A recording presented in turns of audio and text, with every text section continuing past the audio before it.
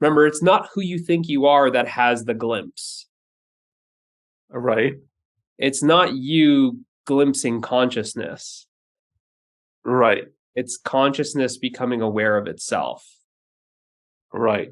And it's that consciousness that's non-personal, right? No size, no gender, no location, no religion, no nationality, no culture. That's what awakens. Right. And what happens is when there's a strong mind identification, there's this kind of opening, and then it's the closing, which is really the filter of the ego. It's the who you think you are, that then it's identified with the contraction, the closing. And then the fist says, how do I get back there? Right. Back there. Really, all there is consciousness being represented as like my open hand. And consciousness forgets that it's an open hand.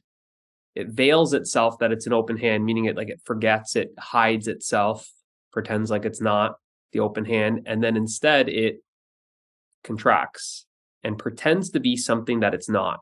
That's what an illusion is. An illusion is something that's pretending to be what it's not, something appearing to be what it's not. Right. So this fist is actually an illusion. If I say, well, look at this fist, it's an illusion because there's actually no such thing as a fist. And you might be thinking, what? I see a fist. Of course there's a fist. And I'm saying there's no such thing as a fist. And you're saying, well, yeah, I clearly see a fist. But do you see a fist? Don't you just see a hand? See, Right. a fist is something that the mind is conceptualizing. A fist is a concept. It's conceptualizing that there's something other than a hand. I'm just showing you my hand. You've created this concept of a fist in your mind. It's really just a hand. Right. It's a hand that's appearing to be something that it's not. And then the mind is then creating this duality that there's a hand, here's my hand, and here's a fist. It's the one appearing to be two. It's always a hand, though. So it's consciousness that's pretending to be something that's like as an individual, something to be separate. This fist feels separate from a hand. It says the fist is kind of saying, how do I get back to being the hand? Right? After the opening comes, how do I get back to being the hand? And it's gone completely back into the veil of ignorance. It believes to be something else other than the hand.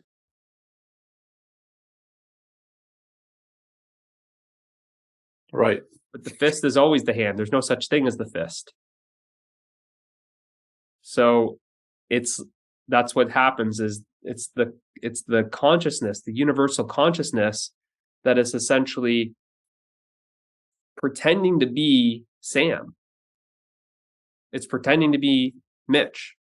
It's pretending to be Sahar. It's the one universal consciousness that's pretending to be all of these infinite forms, a tree, an elephant, a building, every form that you see is actually the one universal consciousness, infinite expressions of the one source. And that's what essentially awakens to itself. That's what realizes it's like, whoa, I'm consciousness. It's consciousness that realizes that it's consciousness. Very similar to having a dream at night. You forget that you're sleeping in your bed. You fall asleep, you're sleeping in your bed, but you forget that you're sleeping in your bed, and then you imagine to be a character in a dream. and you imagine to be experiencing Sahar in your same dream at night. So in your dream, there's you, the character, Sahar, the character, and an imaginary dream world. And when you forget that you're sleeping, you identify with this character in the dream that feels separate from Sahar and feels separate from the dream landscape. You still following? Yes. Yep. Sam, are you following too? I'm following. Yeah. Okay. Did I lose you or no? No. I'm following. Okay, perfect. So from the perspective of the character in the dream, Sahar feels separate to you, and the dream world feels separate to you, right? Mm-hmm. But now, so that's from the perspective of the character in the dream.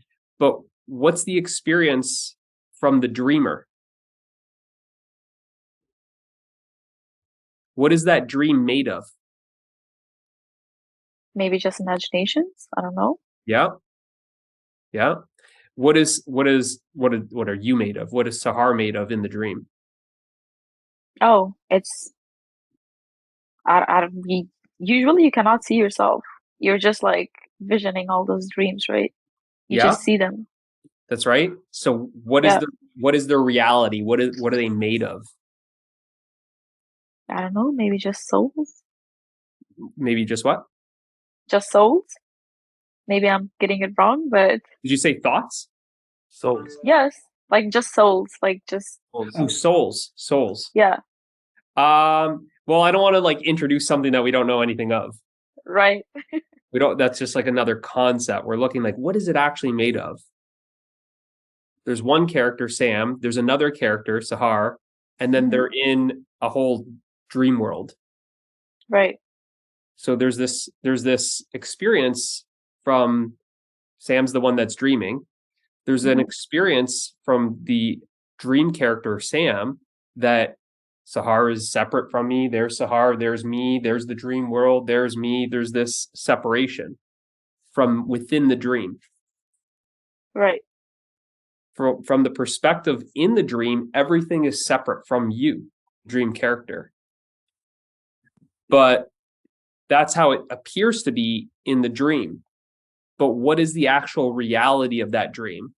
What is Sam, the dream character, Sahar, the dream character, and the dream world made of?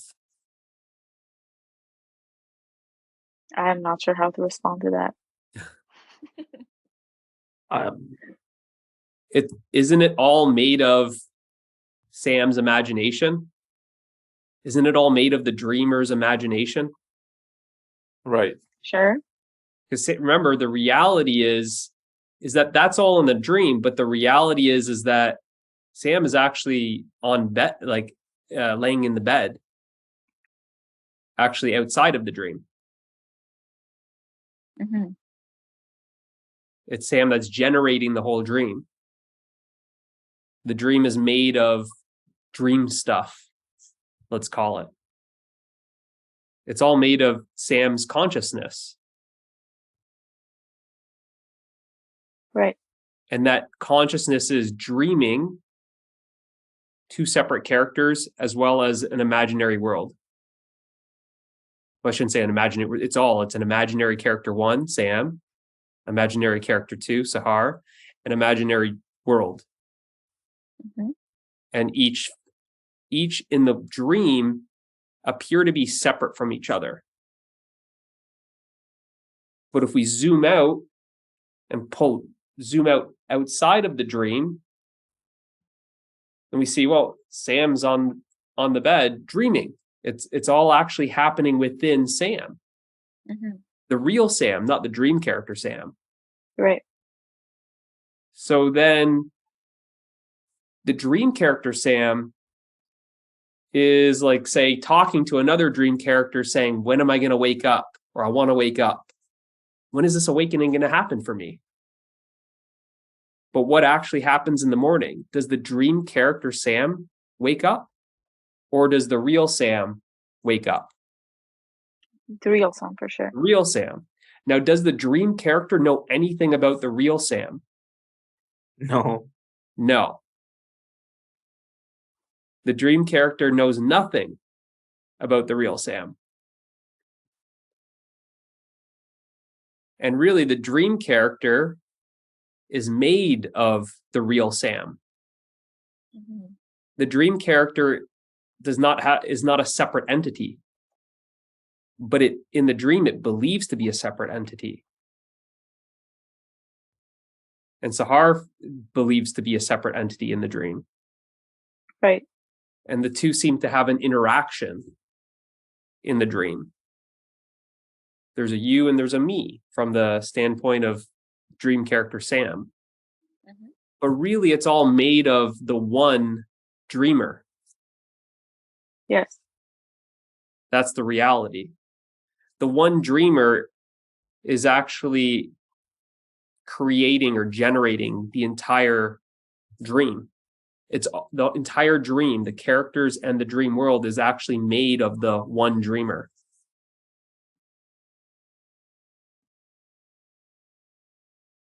So that's what it's made of. We say, what's the nature of reality? We're asking, like, what is it made of?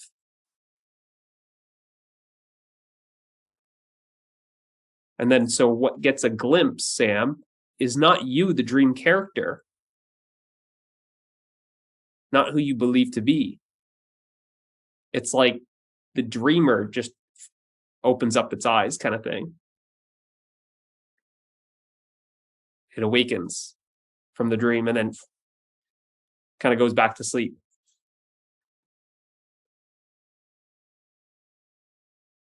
Does that kind of make sense or no? It does. It does. It's hard to explain and really understand, because it's like beyond the mind. And the mind kind of, it has this mechanism in it, because it's very much like the ego wants to possess things and kind of anything to support this separate entity of doership and claim something. So it's like, it's quick to say, like, I had an awakening. I had the glimpse. I control my reality.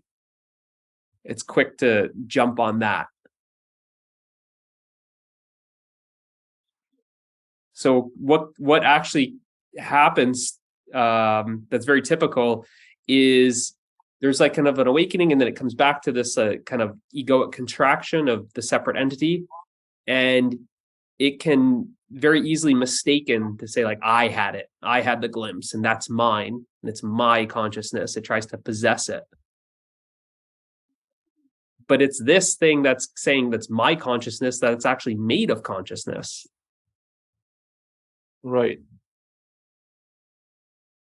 That's where the separation comes in, right? It's my consciousness. It's saying that there's a me and then there's a consciousness. There's no me and consciousness. There's only consciousness. There's no me. The me is what's illusionary.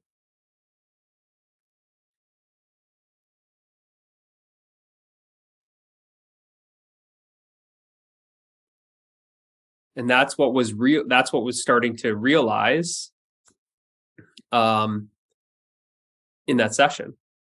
Mm-hmm. Right? Because you're looking for yourself. And you're seeing just how illusionary it is. You're seeing that everything that I thought was me, my name, my role, my identity, my personality, my past, my future, when we're looking closely at it, we're seeing that that's all changing. That's all an activity. Now consider your dreams at night. Is there anything permanent about that dream? No. Oh, it's all impermanent. It's all changing. Mm-hmm. Everything's coming and going. It's just more obvious than this dream. I like saying it's like dream one and dream two. Right now, you're currently experiencing dream one. And then when you go to bed, then you start experiencing dream two. Because when you compare the two, there's really no difference. It's just that this state that you're experiencing right now is more convincing. It feels less like a dream. You know how in your dreams, sometimes you might be eating ice cream and then all of a sudden you're now on a plane and then you're in Costa Rica and then things just appear way more like weirder than this. It's like you go to bed and you wake up and it's like you don't appear in a different home. You're appearing in the same home that you fell asleep in. So it's more convincing. It's more compelling. But when you look at it, it's like, show me, maybe, did you guys eat already? Did you guys have dinner? Yeah. Show me the dinner. Where is it? It's gone. It's not here. It's not now. It's like it vanished. Show me yesterday's dinner.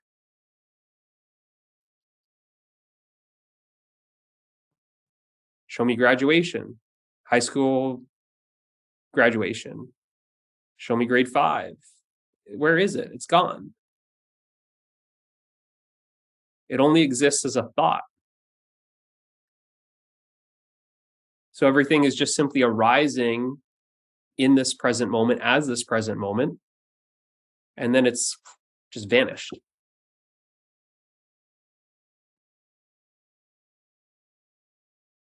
And everything is like that. It's constantly appearing and disappearing. Everything is impermanent. It's just the mind that makes you feel like things are permanent. But when you really look, it's like everything is just so fleeting, just like a dream.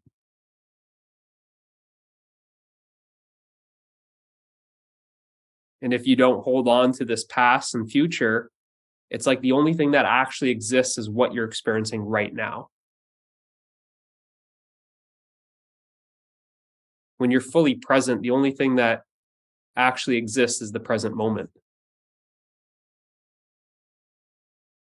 It's like right now, it's like I don't have a family right now. I'm not thinking about my wife and 3 kids at home. I'm not thinking about my parents, my dog.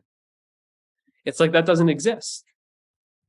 Because the only thing that exists is right here, right now. But in order to keep it feeling like it's permanent, we constantly have to think about it.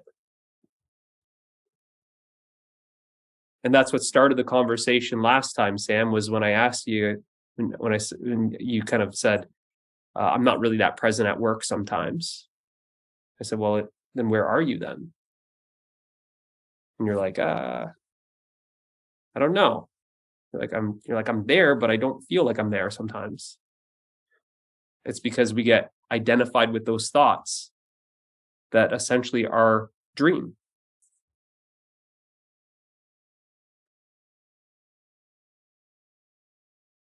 Because the past is simply a thought, and the future is a thought. Sahar, have you ever experienced the past? What kind of experience is it? Well, the only way you could experience something is to actually experience it. But have you actually Yes, of course. You've experienced the past? Yeah, we always experience the past, right? Like whatever you experience, like till you were born till now, it's all experience. Okay. So let's go to this experience of the past right now. Okay. Okay. So just try your best to leave this present moment and go experience the past.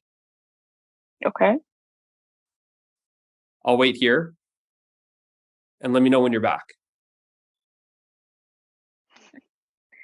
My mind is not going to leave right now. It's right here. Okay. I'm asking you. It's going to be hard to leave. I'm asking you to leave, not your mind. Okay. Okay.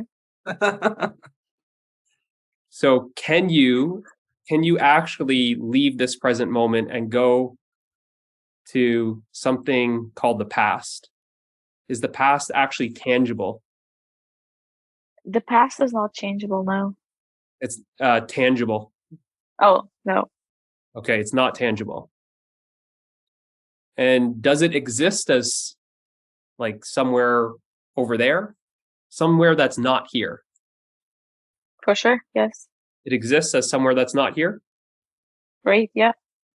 But if it's not here, then can we go to it? Past, you cannot go to it now. We can't go to the past. And if it's something that we can't go to and cannot experience it directly, then why do we believe that it exists?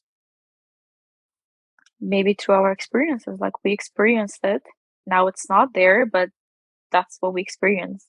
Right. So that's the situation we went through. Right. So I'm not denying the experience. Right. There was an experience of eating dinner earlier tonight. That I'm not saying did not happen. That did happen. But where did it happen? And when did it happen? In the past, like.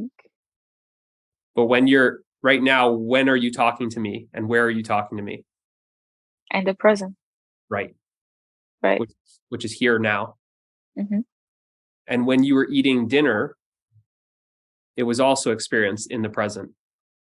Right. And you were also here now eating dinner.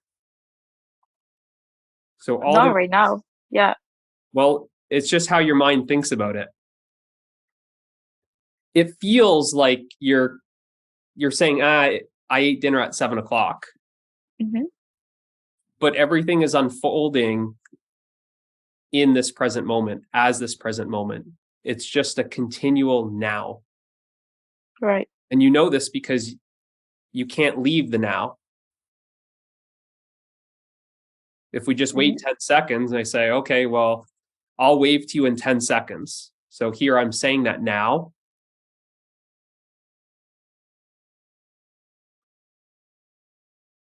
Ten seconds later, I'm waving to you and it's also now.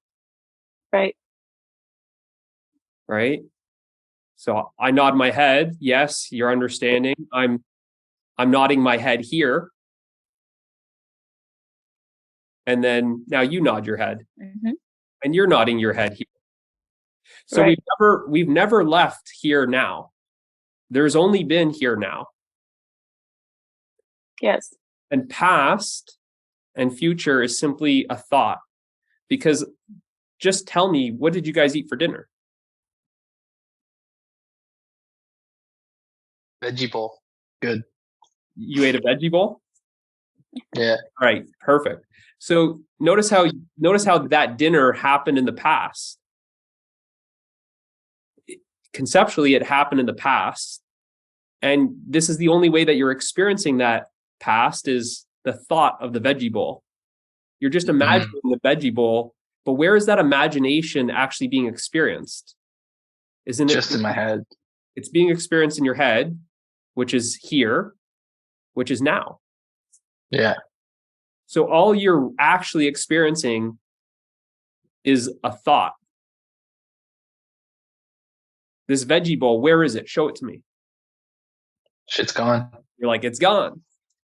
So then what are you referring to? Aren't you just referring to a thought? Yeah.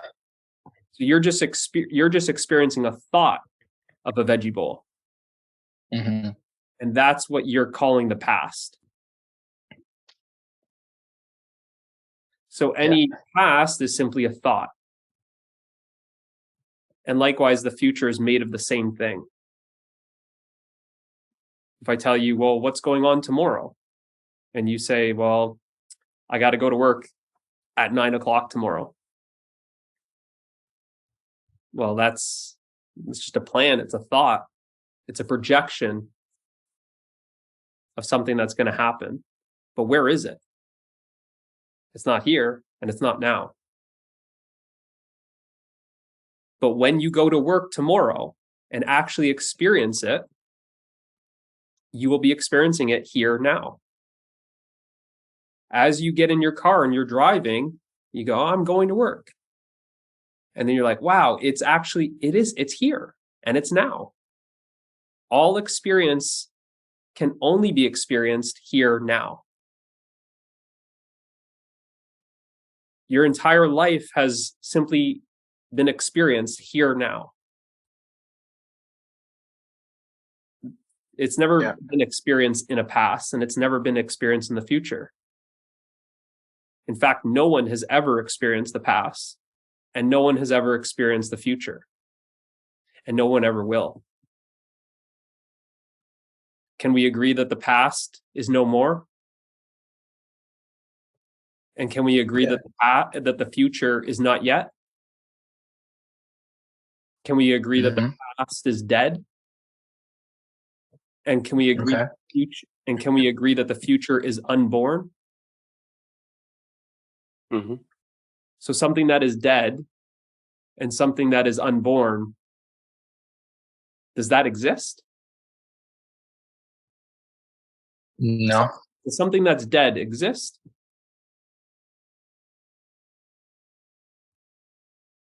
No. No. And does something that's unborn, or we said unborn, does something that's unborn exist?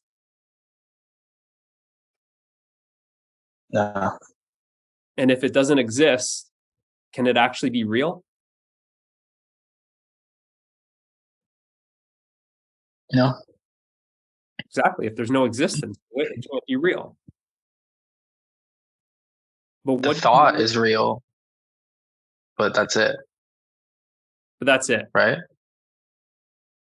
Well, we can go deeper onto that, because we don't really know if even that thought is real. Okay. Because then we'd have to say, well, what is real?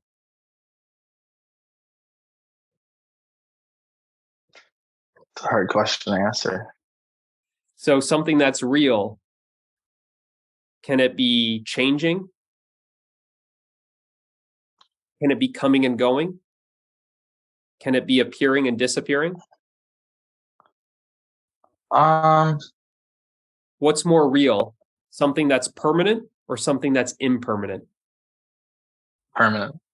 Permanent. What's more real? Something that's changeless or something that's always changing?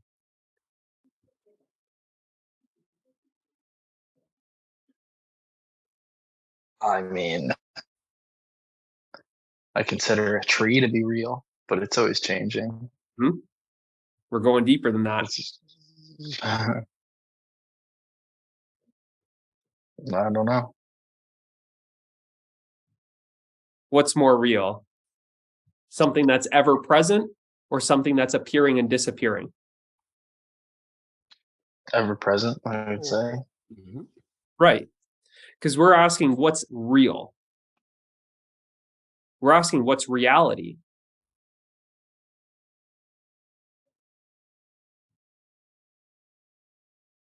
So if it's reality, if we're looking for reality, if we want to know what's reality, well, how can we know reality if something's appearing and disappearing? Something's always changing. It's a hand, then it's a face, then it's a hand, then it's a foot. It's coming and going as different things.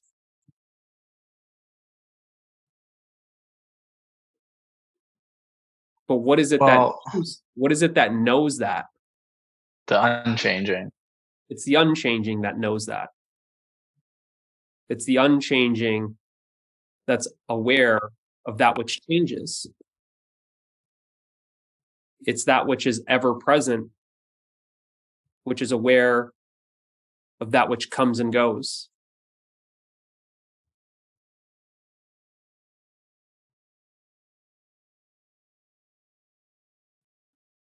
It's that which is permanent, that is aware of that which is impermanent.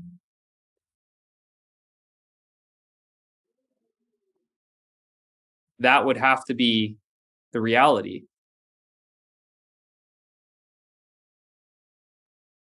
Because how can one exist without the other? How would you know that things are changing if it wasn't for something that's changeless? How would you know that something's appearing and disappearing if it wasn't for something that's ever present? How would you know of something that's impermanent if it wasn't for something that is permanent? You couldn't. Exactly. You need the reference. Exactly. You would need the reference. Yeah. And that reference is actually the one reality.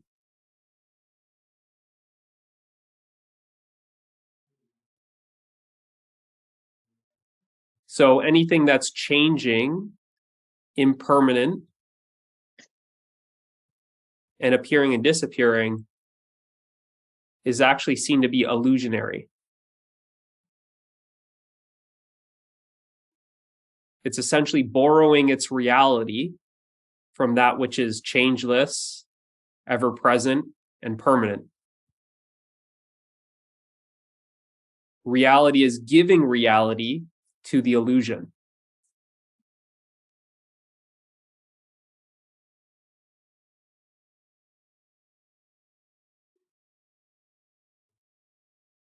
So, are you aware that thoughts are always changing? Mm-hmm. Are you aware that Mhm. thoughts are coming and going? Yeah.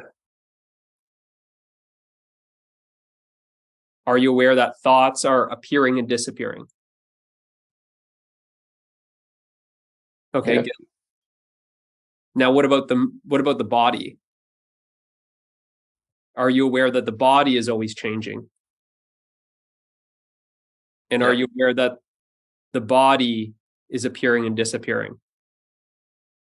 Now, this might be a little trickier because we talked about it. So, Luke, you're nodding your head. Sam, are you following? Following, yeah. Okay, Sahar, what about you? Are you aware that the body appears and disappears? Not aware of that, no. It's not obvious. No, it's not obvious. It's trickier. Mm-hmm. Okay, so right now you're aware of the body. There's an appearance of the body. Right. And when you close your eyes and you go to bed, doesn't the body disappear from your awareness? You're not aware. It does. You're not aware of your body when you're sleeping. Right. You actually become identified with a totally different body, a dream body. Do you not? Mm-hmm. So this is the waking state. Here's the body. There's the body. Then in dream state, you're identified with a different body, a dream body. And then in deep sleep state, there's no body. Mm-hmm. And you're aware of all those two different bodies and the no body, right? Right. So you're aware of that the body is appearing and disappearing. Right. You're aware that that body right there that you are identifying with didn't look like that your entire life. For sure. Okay. So it's obviously changing. Yes. And you can say it's coming and going as well, because it's here and then it's not here when you're sleeping. Mm-hmm. And then same with if I said, well, how much of your body and your mind do you experience in deep sleep? You would say, I don't know. It's like it's not there. I don't experience my body or mind in deep sleep. Right. So you're seeing how it's impermanent, you're seeing how it's changing, and you're seeing how it's coming and going. Yeah? Yes. So you're seeing how your body and mind are changing, appearing and disappearing, and coming and going. Thus, they're impermanent. Yes. Now, what is aware of Mm-hmm. that? What is permanent? Which is myself? Yes. But are you asking me or are you realizing it? I'm realizing it. Okay. Because obviously you just agreed that you're aware that you do not experience a body and a mind in deep sleep. Right. But right now you're experiencing a body and mind, right? Yes. Then in deep sleep, in dream state, you're experiencing a body and mind. a different body and a different mind. It's like a dream world, different dream thoughts, a dream body. It's a little different than this experience. Yes. Would you agree? Right. And then in deep sleep, there's no body and there's no mind. So what's constant in all those three states? The awake state, the dream state, and deep sleep state. What's the one constant? It's the one who's experiencing all these three stages? Yes. Right. Which is who? Me. You. Now, do you see how you exist without the body and the mind? Right. Yes. Because you're obviously noticing how the body is changing. It's appearing and disappearing. It's coming and going. And there's also this experience when you still exist and there's no awareness of an existence of a body and a mind. That would be deep sleep. I've experienced that. Yeah. Yeah. So that's proof to you that you totally exist independently of the body and the mind. Mm-hmm.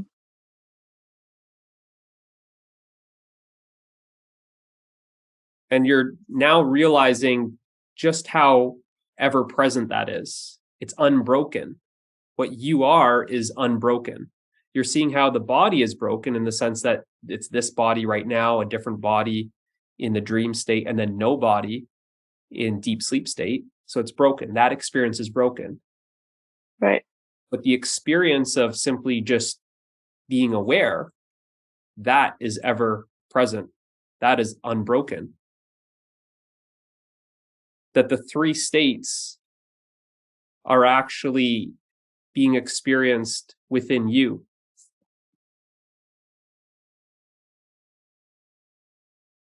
Yeah.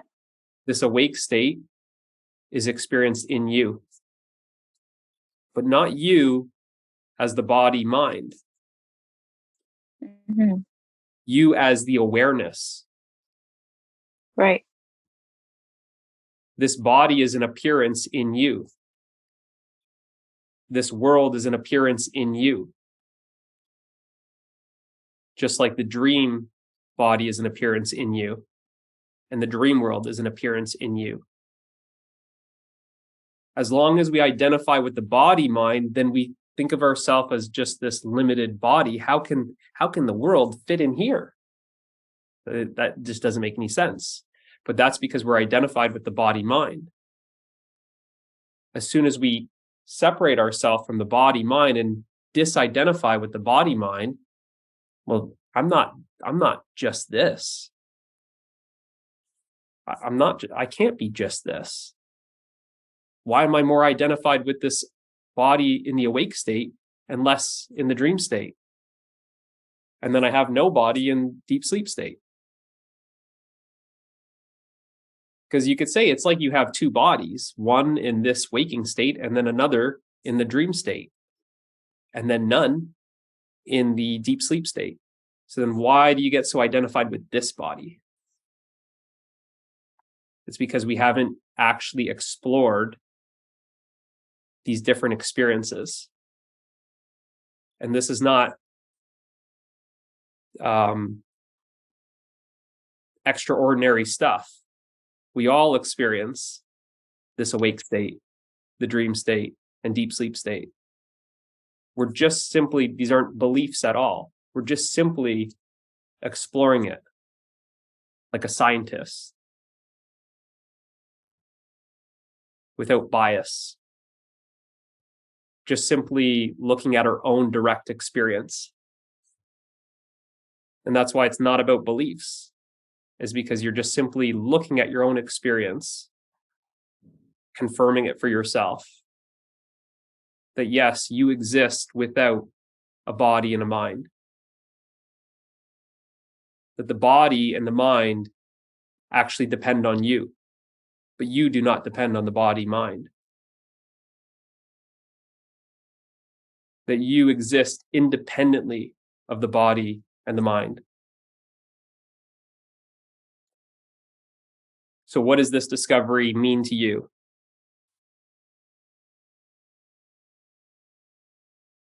I don't know, not to get attached to anything, kind of like, or maybe not to identify yourself Okay. with that mind or in the body. Yeah. A little bit. If we really look at it, there's something far greater. What happens when that body dies? Because that we can be for sure certain of. Mm-hmm. These bodies are impermanent. For sure. We are certain that there's a start and an end to this body. So what's going to happen to you? I don't know. One thought I could have is the soul is gonna get separated from the body. Where it goes, no one knows. Okay. Still, let's not introduce like another term of soul that we don't really know anything of, because that's just another concept. That's like another belief. Mm-hmm. Let's just look at what can we actually be certain of from direct experience. Because I don't think that we've experienced anything called a soul so far. Right. So let's just stick to our direct experience instead of creating a belief. Mm-hmm. So from our direct experience, what happens to you when that body dies? Is the answer I die too? Well, because I'm done from this world. Well, is that possible though? Because you just said that you exist without a body and without a mind. And I'm just questioning, when that body doesn't exist, when it comes to an end, when it's no more, then what happens to you? I don't have an answer to that then. Nothing happens. Because you've just experienced it. You've just discovered that body, hopefully you knew this before, that body is impermanent. Some people believe that their body will live forever or something. They're totally caught up in some dream that we don't know about. But most people identify with the body. This is me. And then we're avoiding looking at, well, this body is going to come to an end. It had a start and there is going to be an end to this body. That this body is bound to time. And anything that's bound to time has a start and an end, and therefore a duration. But we know that this body has an expiration date. And as long as you believe that this is you, which is totally a belief, then there's a feeling that you're going to come to an end. Would that be true? Mm-hmm. Right. So what did you just discover? That there's no end to me. That's right. But then what happens when the body dies? When the body dies, the body, we're looking at it instead of don't jump too fast. But so we're seeing that there is an end to the body. We're seeing that there is a start to the body. Actually, when we look at it, we can say even just to this body, there's a start when you wake up from, when there's the experience of this awake state. Let's say, you wake up at 6 o'clock in the morning. Well, it's like, that's kind of like the start to this body. And then when you're going to bed and you're closing your eyes, it's like, that's the end of the body. It's just that we don't see it like that. Mm-hmm. It's like, kind of like this body is born and dies every day.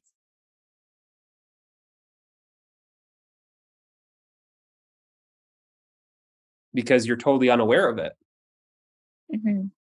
in your dream state and deep sleep state. It's like you say goodbye. It's like, see you later, body.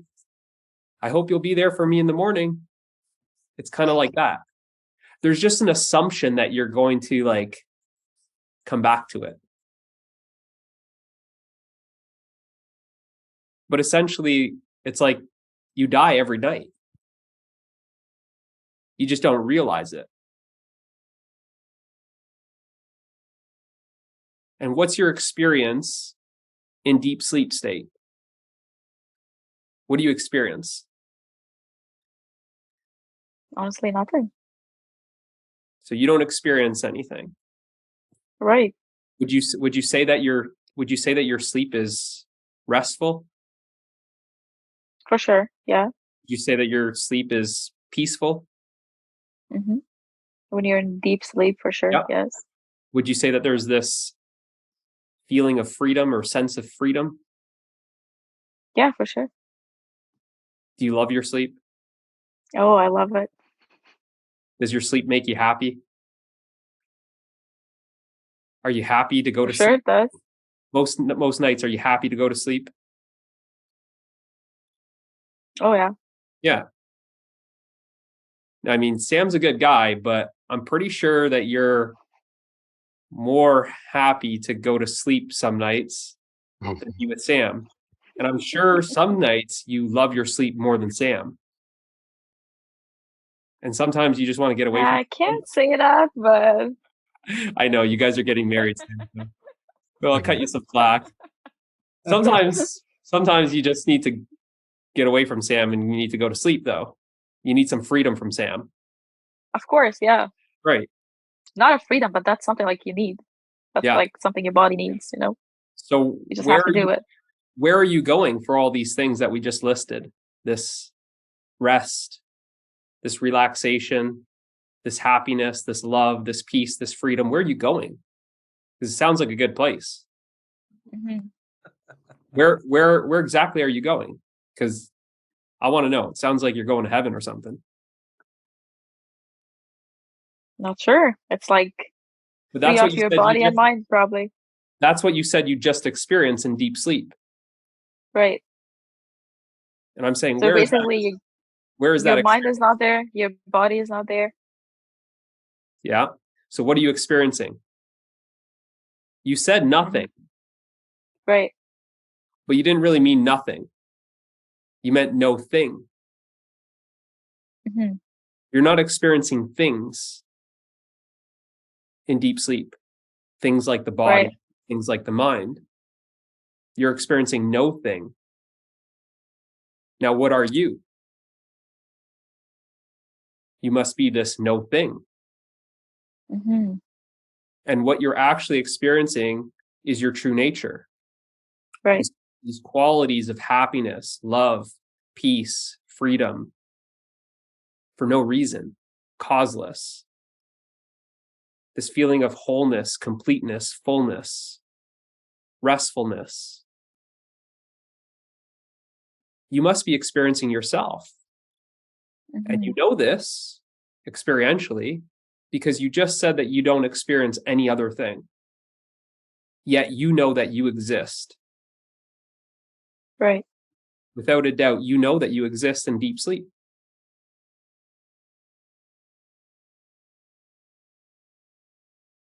But you exist as what? Not a body, not a mind, no thing, formless, nameless, without size, without gender, without height, without religion, without nationality, without race. Mm-hmm. That's you. That's what you are.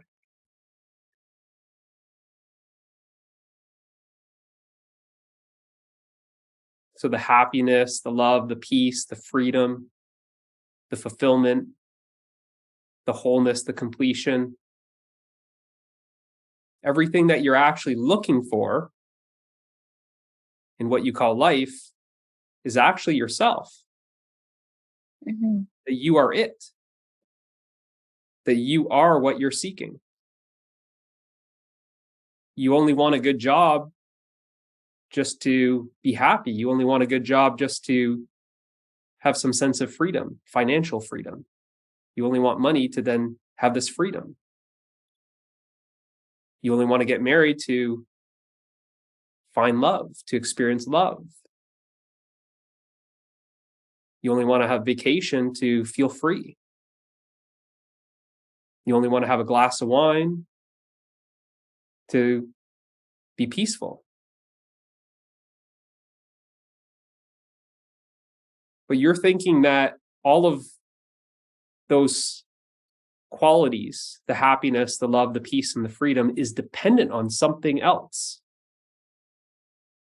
But experientially, you're confirming, not believing, you're confirming for yourself that actually those qualities are independent of anything, that there's no reason to be happy.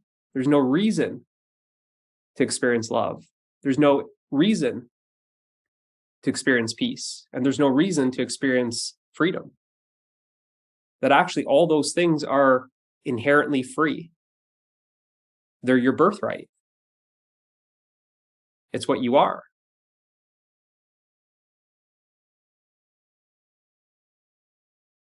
But as long as we identify as some separate body, we think that it's out there.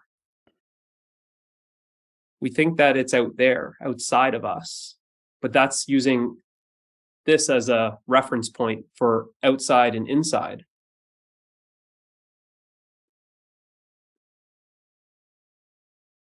But look at this experience right now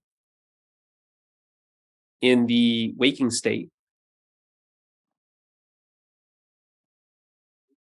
Where are you experiencing that body?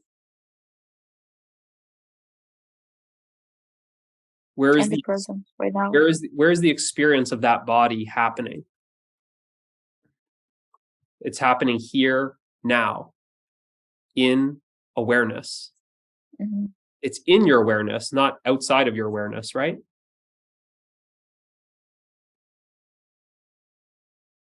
And same with the thoughts, the experience of thoughts. Where is that happening? It's happening in awareness, not outside of awareness. You are aware of your body. Your body isn't aware of you. You are aware of the mind. The mind isn't aware of you. So you could say anything that you're aware of, you must be beyond it. Awareness is this quality of like seeing without the eyes. And we can experience that directly by simply just looking at your environment here. You can see it. Great. And where is the experience of seeing happening? It's happening in your awareness. And then if you close your eyes, there's an experience of seeing blackness. And where is that experience happening? That experience is also happening in awareness. There's a seeing, even without your eyes, that when your eyes are closed, it's like you're seeing this blackness. But you must be seeing this blackness without eyes.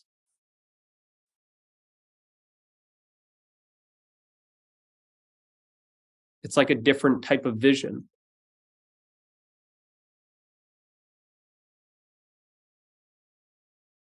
And all of this present moment is appearing in that same awareness. That actually nothing has happened outside of this awareness.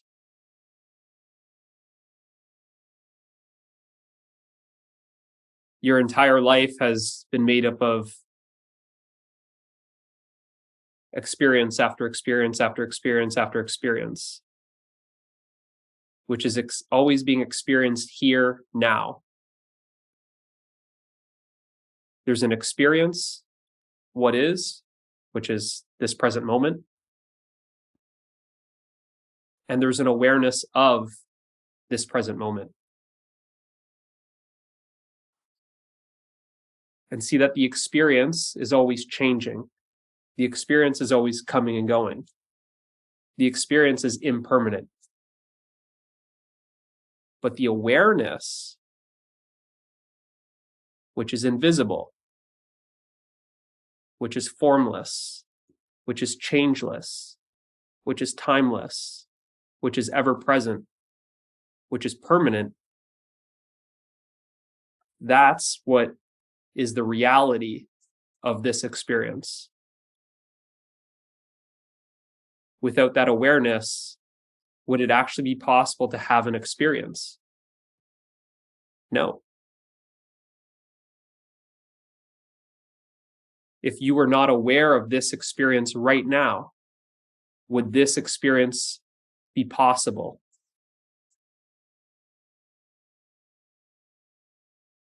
No. And what you are is that awareness.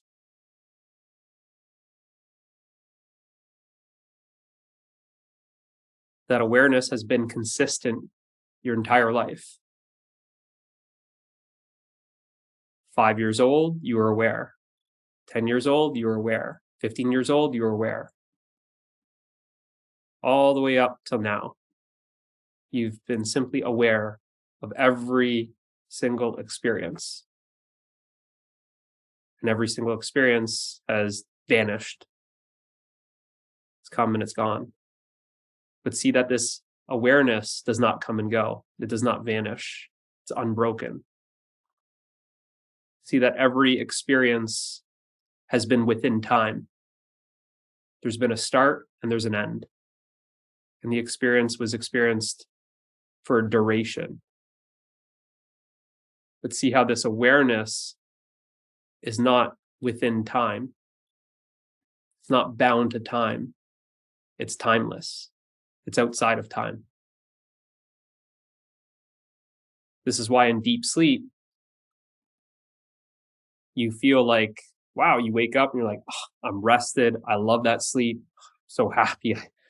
This sleep is so good. I felt so free. Oh my goodness. That was 8 hours, that sleep. It felt like 8 minutes. Because there's no time. Because you're timeless.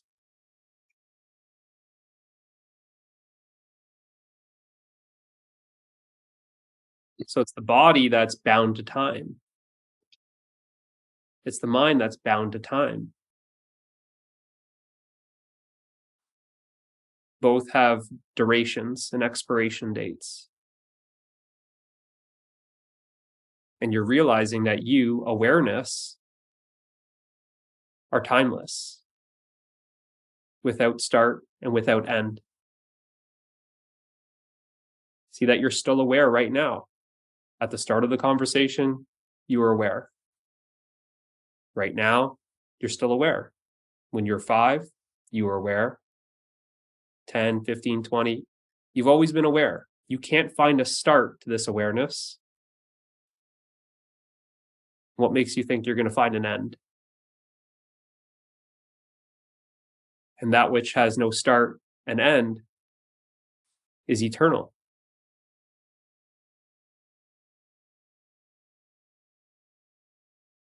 You can't find a border or a boundary of this awareness.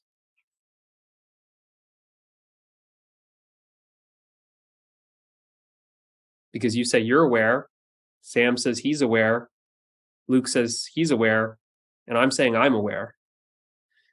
Show me the border of this awareness. What stops Sam's awareness from your awareness and my awareness?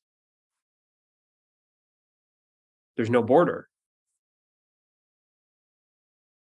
It's boundless. That's because in truth, there's actually no my awareness and your awareness. There's just awareness.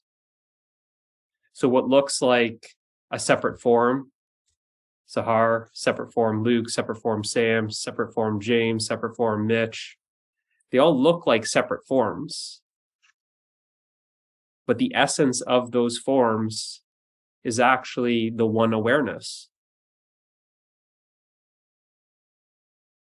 That you may see 4 or 5 different people, but the essence, what is essential, the source of these 5 forms is actually the one source.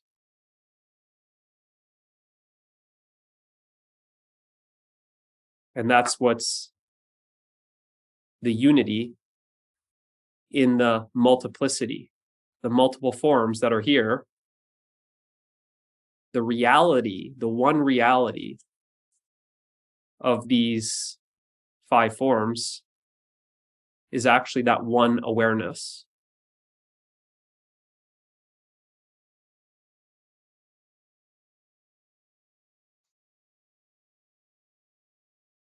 And you know this by just simply being aware, which is effortless. You don't have to try and be aware. See that it's just your nature to simply be aware. And if I ask you, well, how do you know that you're aware? Confirm that you're aware. Just try it right now. How do you know that you're aware? You know that you're aware because you're aware. Right. You just confirmed it for yourself. That place that you just went to confirm it, you just attended yourself. Attention just turned back on itself to say, yeah, I am aware. You heard the question, are you aware? And awareness just kind of double checked. It's like, yeah, I'm aware. Present, I'm here, I'm aware. And that's the nature of it, that this awareness is presence. That this presence is simply being. See that you can just simply be without any thought, by just simply just being. Don't try and be this, don't try and be that, just simply be.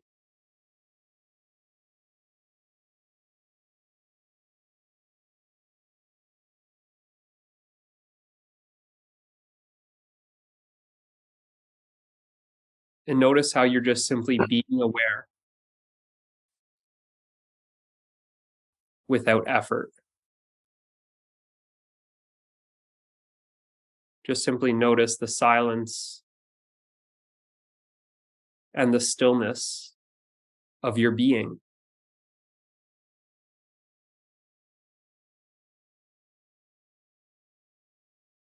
And just notice the peace that is here.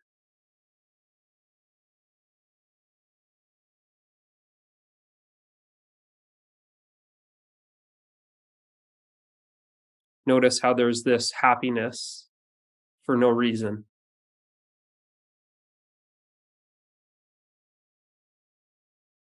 That there's this freedom.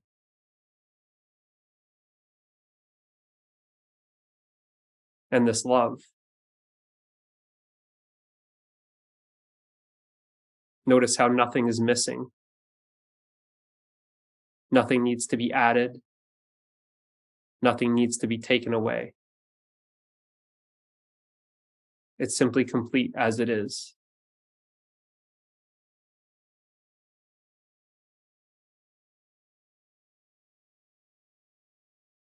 That this moment is perfect as it is.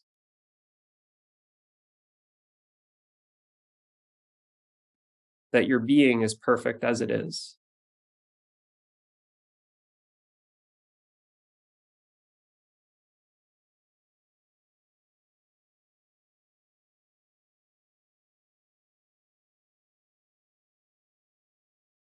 And notice how this is here now, that there's no distance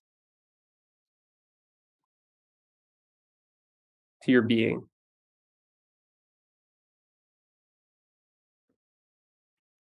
That it takes no time to go to your being. That you're just simply realizing your being. You're just simply being aware of what has always been here. That's why it's called a realization. You're simply realizing what has always been here. It's just that you've been overlooking this. That the attention has always gone outward towards experience. Experience of the body, experience of the mind, experience of the different senses. the experience of the world, but by simply attending yourself, your being, you're realizing that this happiness, this love, this peace, this freedom, this wholeness, this completeness, this fullness has always been here. You're realizing that it was never lost, that everything that you're searching for in life is actually right here, right now, in this present moment. That everything that you're searching for in life is actually you, the real you, your true self. Your true self, which is formless, nameless, timeless, and limitless.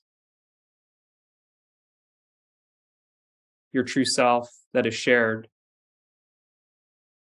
with every single life form.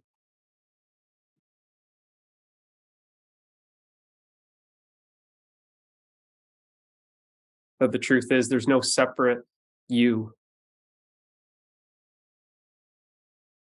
There's only this one being that is expressing itself through infinite forms, as infinite forms.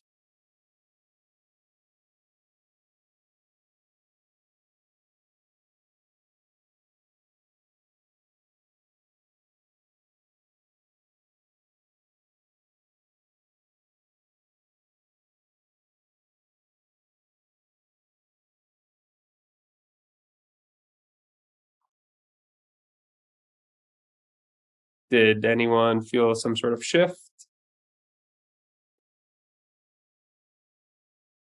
Anyone realize anything new? Sahar? I'm just asking you, you're right on my screen Kind here. of. You can't see my screen, but I... A little, yes. Yeah? I probably need more practice, but a little, sure. It feels like that. It's just, it's not practice. It's more of clarity. Mm-hmm. But did you see that you're, let's say, just after this conversation, do you see how you're more aware of something that you were unaware of before? Oh, yeah, for sure. Yeah. And that's essentially, I'm helping you remove ignorance. And that's what causes suffering. Right. Is the ignorance, meaning the not stupidness, how most people think ignorance is. Ignorance is, think of it as ignorance, ignoring. You're ignoring yourself.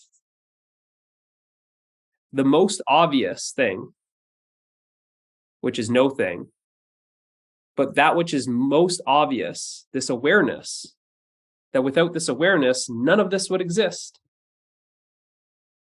By ignoring that, that's what creates suffering. Because you're ignoring this universal, eternal, limitless being that is shared by everything. And the attention is attending this limited form and identifying with it. And without knowing what you truly are, you're identifying with something that you're not. And that's the root cause of suffering.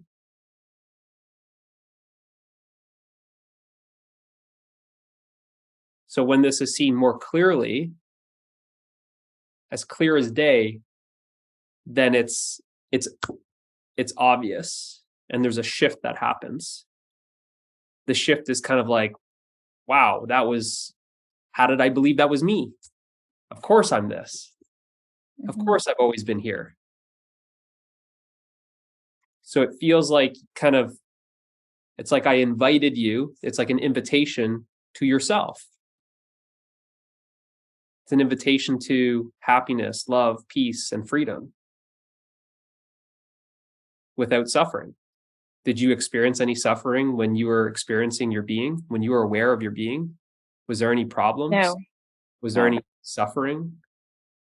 Was there any need to go to a future or achieve something? No. Was there any to-do list or nothing?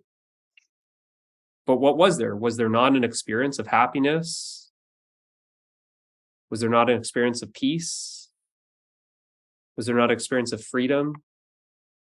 Some completeness, some wholeness? Right. You experience all that, right? We're not just dreaming it, you're confirming it. Right. So you agreed. And I'm saying, wow, where was all that stuff?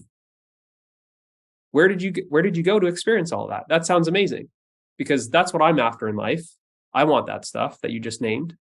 I want to feel complete. I want to feel whole. The only reason why I want to marry someone is to complete me, to make me feel whole, to experience love. And you're telling me you just experience all that. Save me all the trouble. Where are you experiencing this? I'll pay $1 million to experience what you just experienced. Where are you experiencing that? Where do I need to go? Can you give me directions? And what do you say? Through awareness? It's here. It's what you are. Right. It's here. You just experienced it here. You just experience it now. It's without distance, without time. And it's always but present. you just and it's have to always experience it all the time, because it's hard to do that. because you're ignoring it. So that's what you could say. If you're going to say it needs to be practice, it doesn't really need to be practice. In a sense, how we're talking about it, yes, there's a practice of coming back to it, but even that's a lie, because you're not coming back to it. Coming back to where? It's what you are. Who's coming back there? Because when you were experiencing that Sahar, was there any concept of Sahar? Was there any self-image? Was there any personality, Sahar? Was there any identity? No. Was there any role or title? Nope. No. Was there any person there? Not really. It was No. just me. Just you. You, the non-personal awareness. So you're seeing how this Sahar person actually disappears.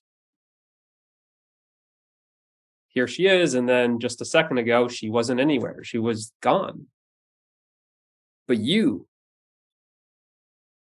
were there, and you are still here.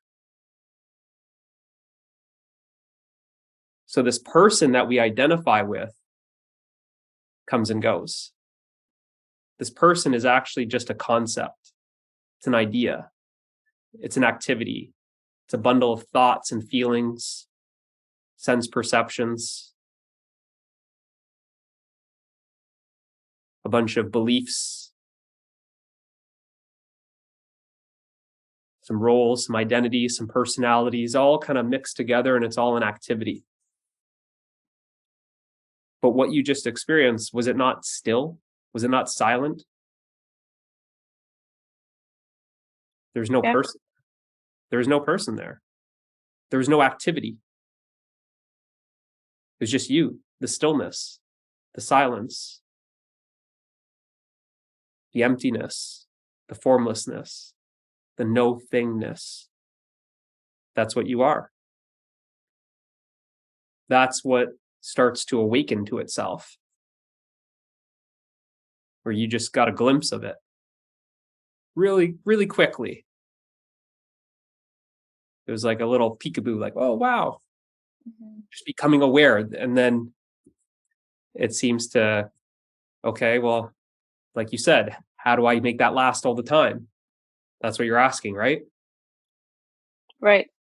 You're kind of like that kind of felt good, but like, how do I feel more of that consistently? Isn't that the question that arises? It is. Yeah. And then I'm saying, well, stop forgetting yourself. Stop ignoring yourself. Be aware of yourself. Yourself as who, though? Not Sahar. Not a person. Yourself as the awareness. And let's just check. Are you still aware? And now, how do you know that you're aware?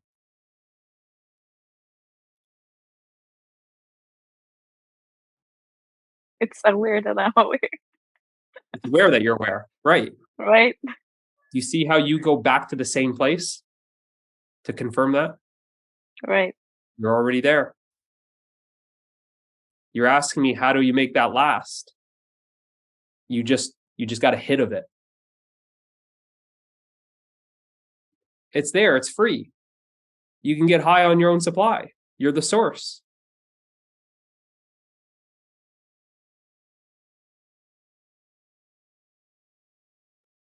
So that was pretty good. Good discovery. Do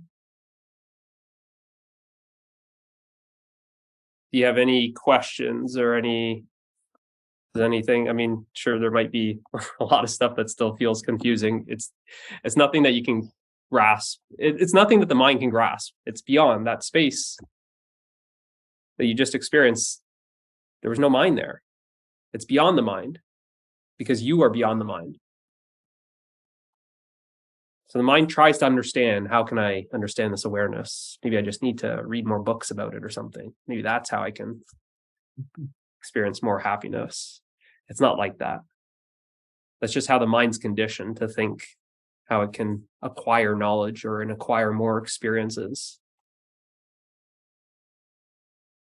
But actually what you are is not an experience.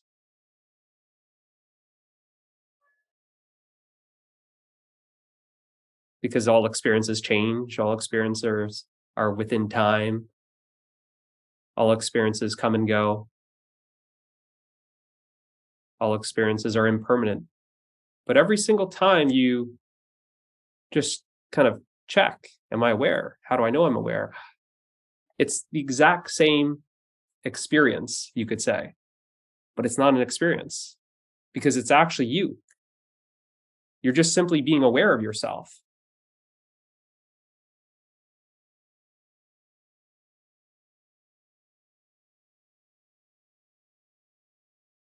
And it's like it's the eyeball. It's like it sees every other experience, but it doesn't see itself.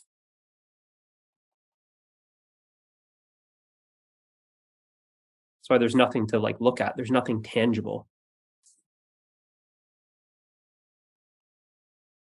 Because it's formless. But the mind can only grasp an object. That's why it gets frustrated. Where is this? What does this awareness look like? What does this emptiness look like? What does formless look like? What does spaciousness look like? All these type of words, they're so frustrating to the mind. It feels vague and abstract.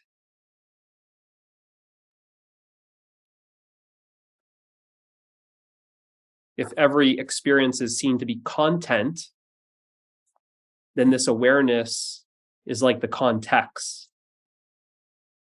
It's the content that's appearing in the context.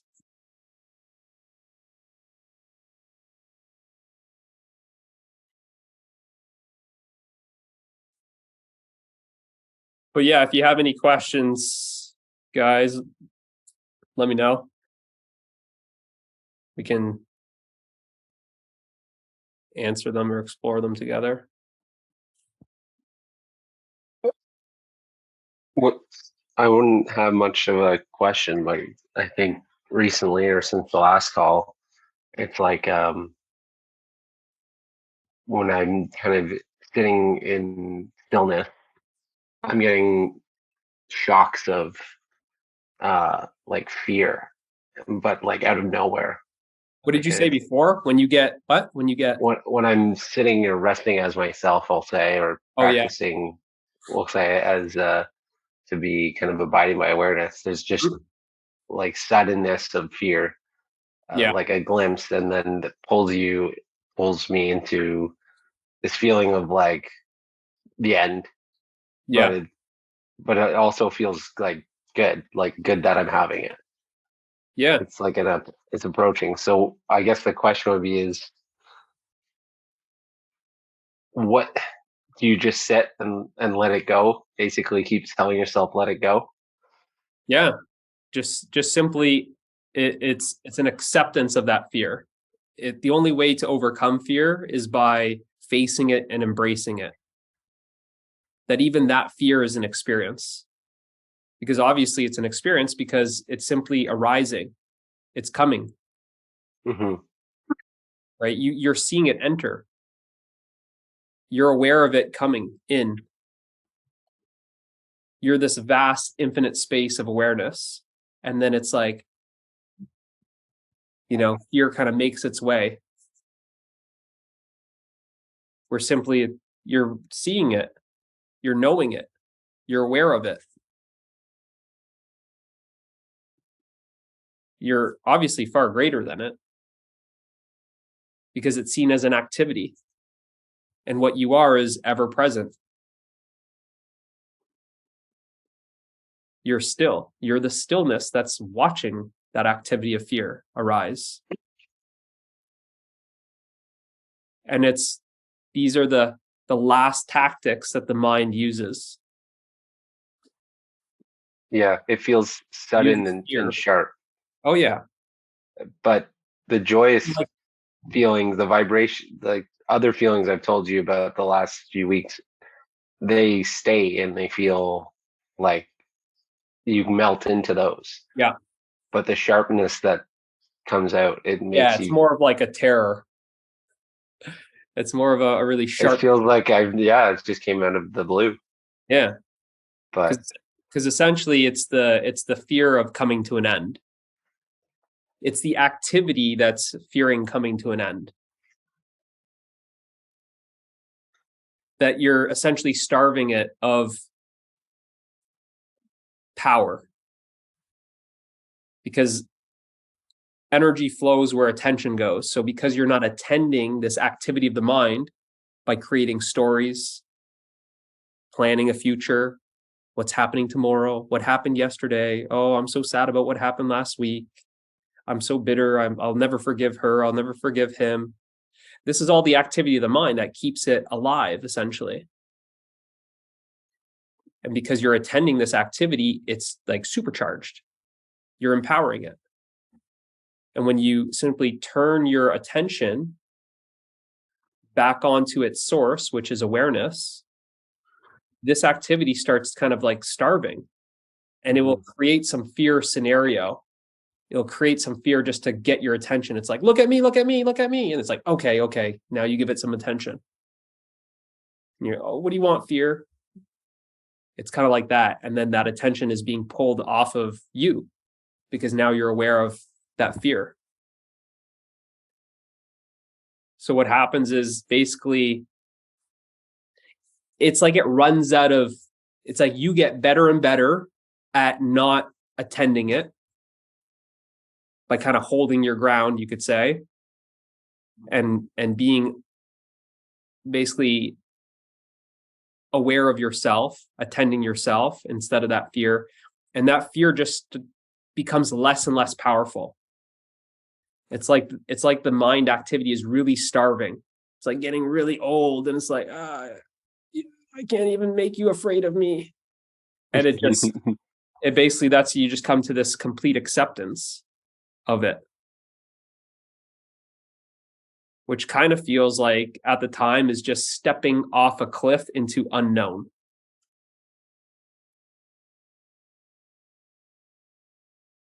It's this feeling that you're like, I'm going for it, kind of thing, like, and then you find yourself as that unknown. Feels like you step into the unknown and you find yourself as that unknown. But it's very similar to falling asleep. It's like, just so you're dozing off, you're going into this unknown. Next thing, it's like now you're identified with a dream. It's similar. It's similar. But this is the only real death. This is the only real death. And it's not even a real death. It's like a psychological death. It's an ego death. It's who you think you are that's dying, but not what you really are. And when that becomes more and more of your direct experience, that, yeah, I exist totally without the mind, it's like it doesn't really have any fear. There's a few other people that have said like, oh, this terror or this fear, or like you saw with like Prasang and he stopped showing up. Like the fear is just too much for some people, but it's without enough familiarity of what you are. It then seems to have power over you. But see that the mind has no power over you. You're the source.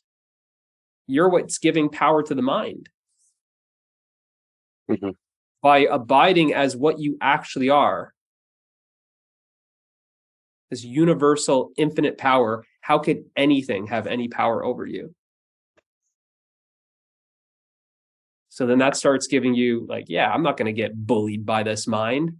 It's the mind that's kind of like, it's just like it's threatening you. It's essentially, it's almost like a breakup with some crazy girlfriend that's threatening to like call your friends or, I don't know, key your car or something like that because she's mad because you want to break up with her.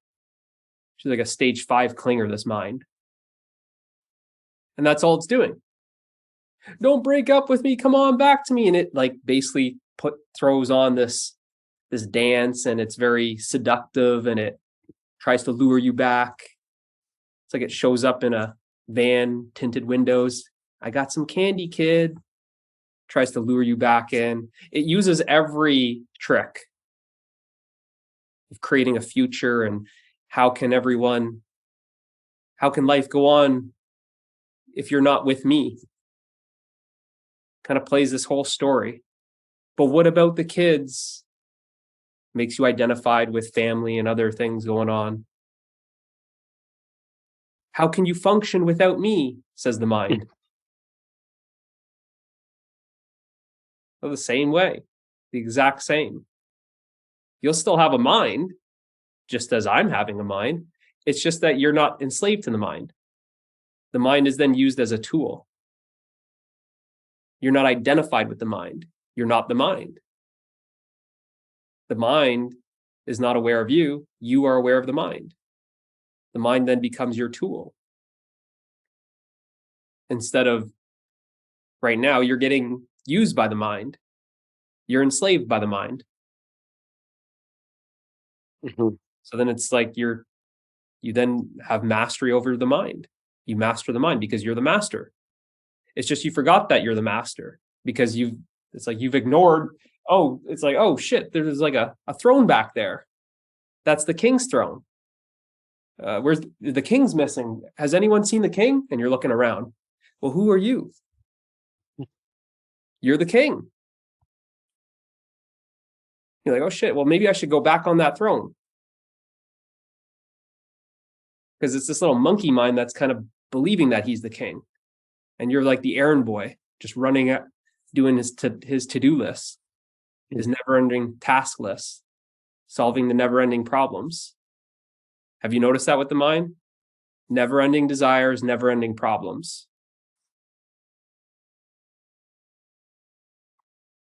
And you can't have one without the other.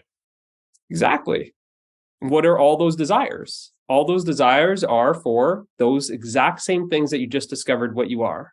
Every desire is to either get happiness, love, peace, freedom, some sort of fulfillment, to feel complete and whole. And I just took you to the source of all of that, free of charge.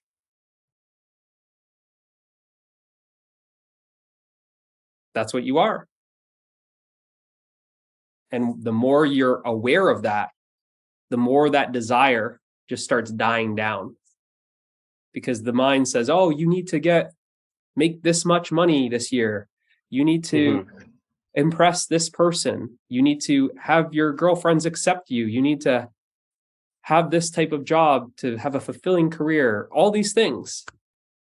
But then you're kind of sitting there as that happiness, that love, that peace, that freedom. And you're like, I'm good. I don't need that. This stuff is free. I'm getting high on my own supply. And then it literally just starts having no power, because it's like it's like I'm not buying that anymore. You're trying to sell me on that little petty desire for that petty pleasure that's always going to be dependent on something and temporary. And you're like, I've got something that's independent and everlasting. Why would I give up this for something that's temporary and then depends on something that's inevitably going to come and go, as all experiences do? And that suffering is chasing desires. What suffering is never-ending problems. So you realize that actually your true nature doesn't know anything about suffering. It only knows happiness, love, peace, freedom, which is its true nature.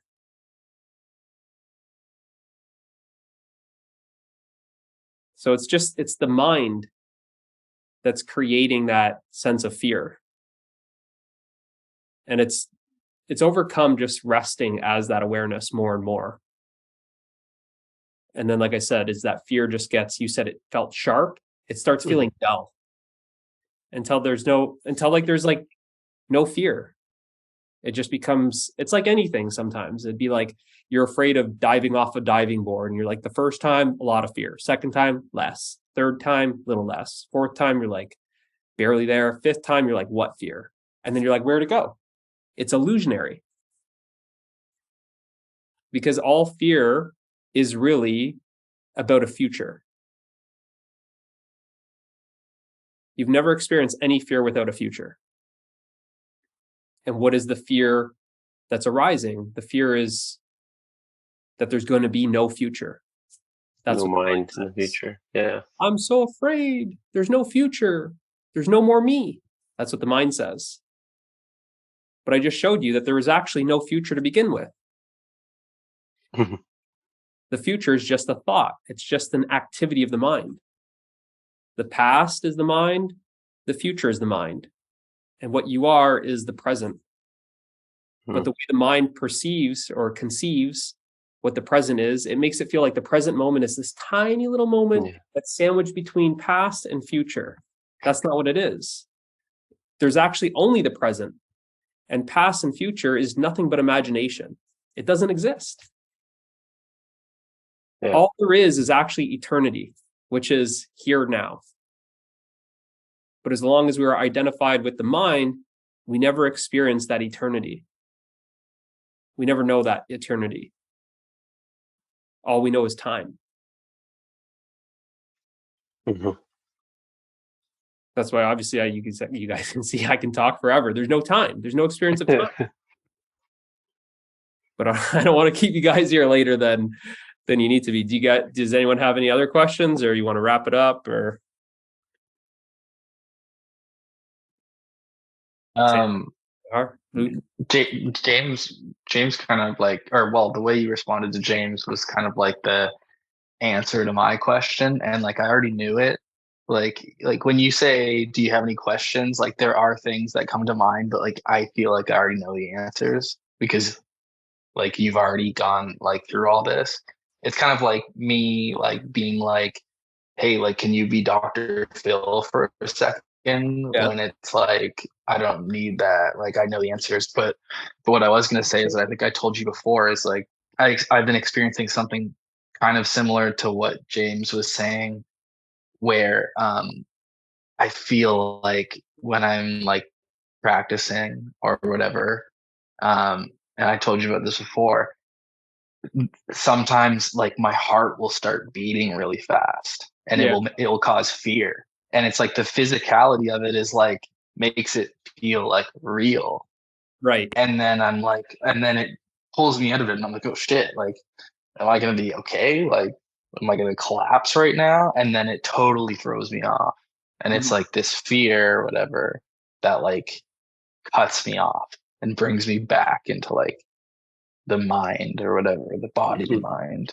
Yeah. But like, yeah, I figured you would say like, you just have to keep doing it, and then you'll like overcome it, and it won't grab you. You'll see it and be like, that's okay. Yeah. You'll just start seeing more and more of it. There's usually a thought that arises right before that feeling. And you'll start seeing what those thoughts are. You'll start kind of seeing them just kind of, you might get some visions, you might get some thoughts, you might get some feelings. There's just like stuff that's kind of flashing. And then when it starts kind of going silent, it's like, and then there will be like a spike kind of thing. Right as you're kind of more and more silence is like, hey, wake up. What about me? It just tries to get your attention, and it's like, zzz, it like shocks you. Yeah. And it just becomes less and less. There's still such a strong mind identification, such a strong pull, and you can basically say metaphorically, like, you're not strong in your power. You're not standing as the source, which you are. The mind is like got you whipped. It's like, hey, come on, back to the to-do list. And you're like, oh, sorry, you come running back. I'm sorry. Yeah. But once you like start standing in your power, and you're like, man, this is feeling good. I'm happy. I'm feeling this love. I'm feeling this peace. I'm feeling this freedom. I'm complete. I'm whole. You're feeling just your nature. You're just it's all intuitive. You're just like, this is where language can't talk about it, because there's no two, right? There's no you experiencing another thing. Like, this hand is not experiencing this hand saying, oh, that's my happiness, that's my peace, that's my freedom, I'm experiencing that. It's this hand is just by itself experiencing all those things. So it must be this hand experiencing itself. This hand is aware of itself. That happiness, that love, that peace, that freedom is this. That's what we just confirmed. There's no person around. Who's the person to claim that happiness? Who's the person that's trying to possess that freedom? There's no freedom for the person. There's only freedom from the person. Yeah. All of that happiness, love, peace, freedom is non-personal. It cannot be attained. It cannot be possessed. It cannot be owned. There's no one to own it. There's no one to possess it. There's no one to attain it. It's just simply causeless. It's by itself. It's independent. And that's why it's universal. That the exact same happiness that you experience is the exact same happiness that I experience. Notice that there's no types of happiness. There's no types of peace. There's no types of love. There's no types of freedom. Mm-hmm. Every time you experience those things, which are actually no things, it's always the same. Happiness doesn't, I experienced a different type of happiness yesterday, but this type of happiness is totally different. It's never like that. It's never like that. Because what you're actually tasting is your true nature. It doesn't change. Happiness is always the exact same. But it feels like it's coming and going. But in fact, it's not coming and going. It's the fact that you're identifying with thoughts.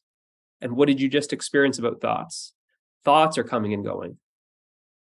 So when you are identified with the activity that's always moving, it feels like you are busy moving. You are trying to get somewhere. It's not you that's trying to get somewhere. It's the mind activity that's going past, future, past, future, past, future.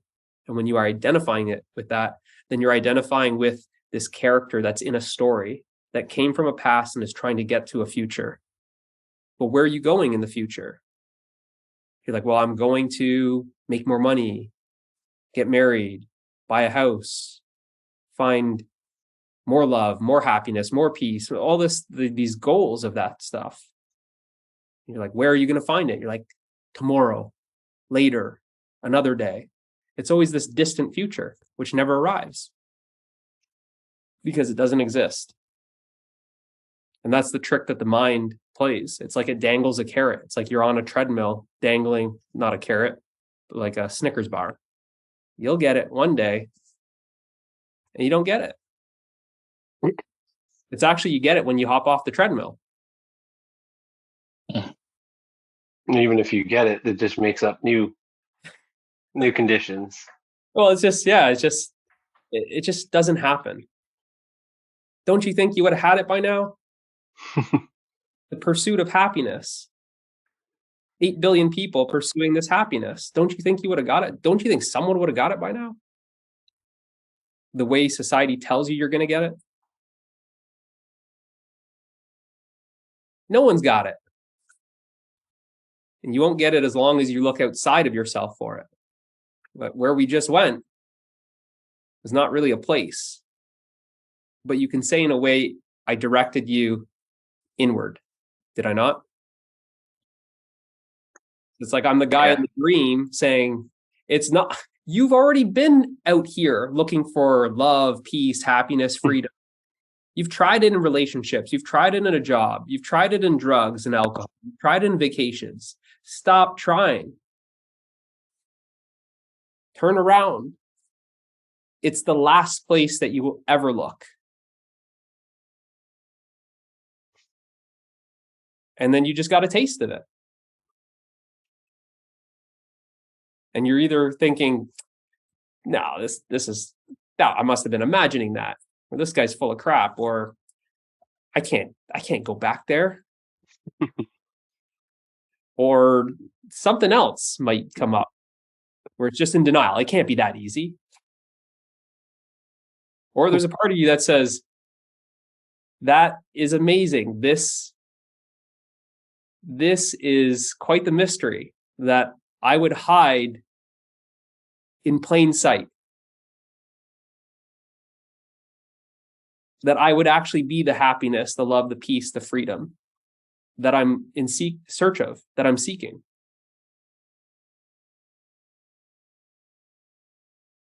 We're like, this is the best game of hide and go seek. You're like, this is the ultimate play. This is the best hiding spot. This is the last place anyone would ever look. Because what's actually looking, what is actually seeking is the happiness. Looking for itself. It is the peace. It is the love. It is the freedom. There's no you that's looking for it as two separate things. It's that awareness that's doing all the looking. And what it just did was I can't show it because there's only one, right? It like turned on itself. It's like the eyeball becoming aware of the eye. Everything that it sees, it's like, where is it? It's not there. It's not there. It's not there. It's not there. It's not there. And then I come and I say, hey, Mr. Eyeball, just stop looking out there and just simply be aware that you are the looking one. You are the one that's looking.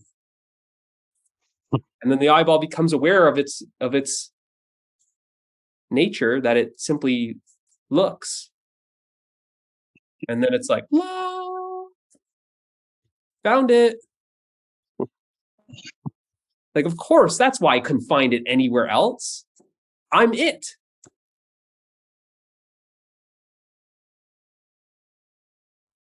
So then there's a sense of relief. I don't need to go out there.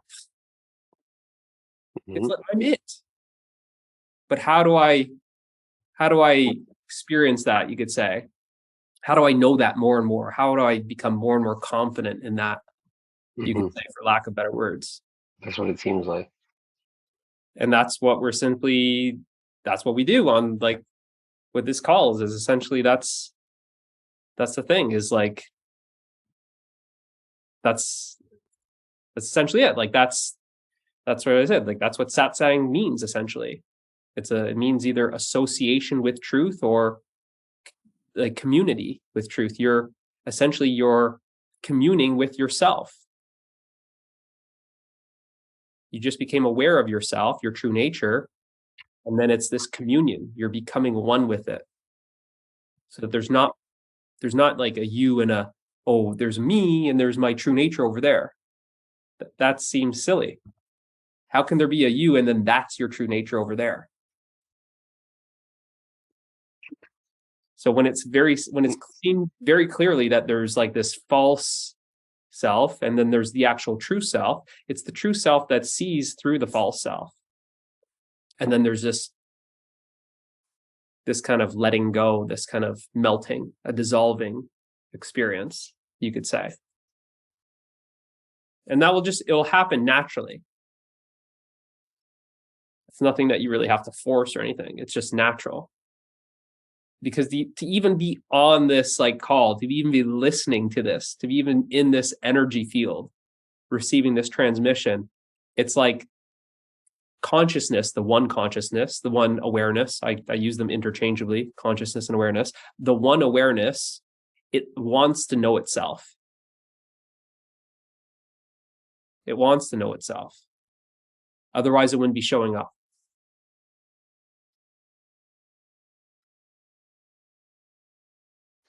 It's kind of like a turning backward, coming back to the source, back to itself. That's where like, Sam, that's what you said kind of the other day. I said, well, like, what would you rather? I said, what did I say? If I could give you $10 million or give you the discovery that I just gave on Tuesday, I said, what would you want?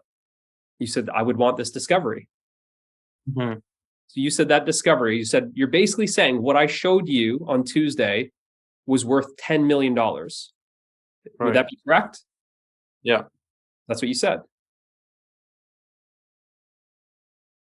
I mean, I'll send you my PayPal after this call, but I don't think they're going to let you wire $10 million through PayPal in one shot. We can do a payment plan though. But that's what you're saying. Right.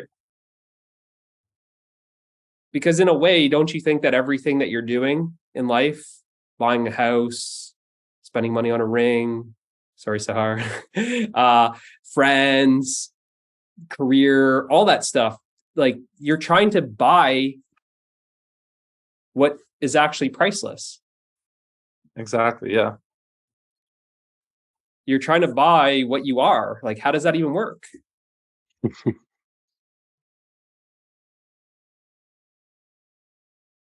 Right? That's where it's like, it's your birthright. It's like just by not knowing it, by being ignorant, you're being ignorant to something that's free, always available, and exactly what you're looking for.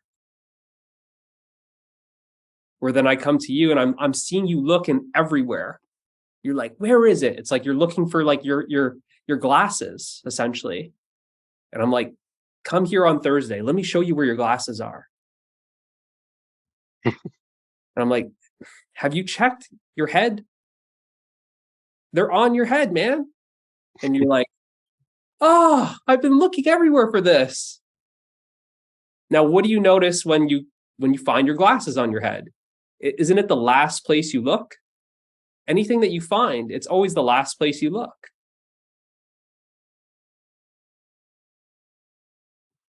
So now you found it. You found it. So now is just simply, it's realizing that this is your direct experience. It's not a belief. You're not believing me. I'm not, you didn't just come to me on a Thursday night and I said, just believe that you are the happiness and the love and the peace and the freedom that you've always wanted. Just believe it. I just need you to be a believer. I haven't asked you to believe anything. I don't believe anything. And I'm not asking you to believe anything. I'm actually just asking you to question your own beliefs. You're believing that you're that body mind. And I'm saying, well, let's have a look. I'm not going to tell you otherwise, but let's look together. And then what you'll find is you have your direct experience, and then you have a belief. And then there has to be a decision to go, what should I trust? My direct experience or what I believe, what I think to be true? Am I going to believe the truth? Am I going to just experience the truth? Or am I going to believe in what I think is true? This is your direct experience. I'm not putting words in your mouth. I didn't make you see anything. You saw it. You experienced it. You confirmed. I'm just simply pointing a flashlight saying, hey, look at this. We go on a journey. I'm like, look at this. And then you're saying, look at what? And I say, well, just turn on your flashlight and point it over there. You're like, oh, wow. You're like, that's really here? I'm saying, yeah. But let just to be clear, what are you actually saying is here? And then you confirm this happiness, this love, this peace, this freedom, this fullness, this wholeness, this completeness, this restfulness, this stillness, this silence. And I'm like, yeah, I think we're looking at the same thing. Yep, confirmed. You're like, whoa. But there was no actual journey. It felt like I took you to a place, but where did I really take you? We didn't really leave. You're like, this is the greatest guide ever. He just took me directly to what I've always been wanting. For free.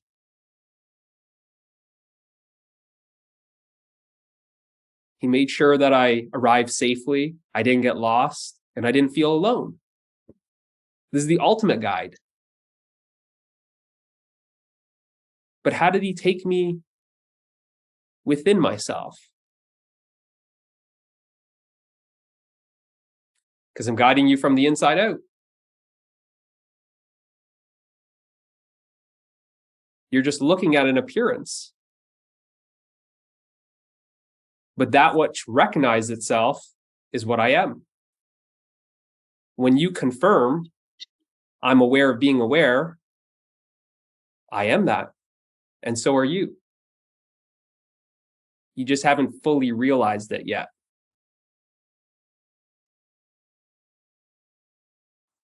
You're believing that there's two separate things here. There's a you and there's a me. That appears to be your experience. But from my experience, there's only me.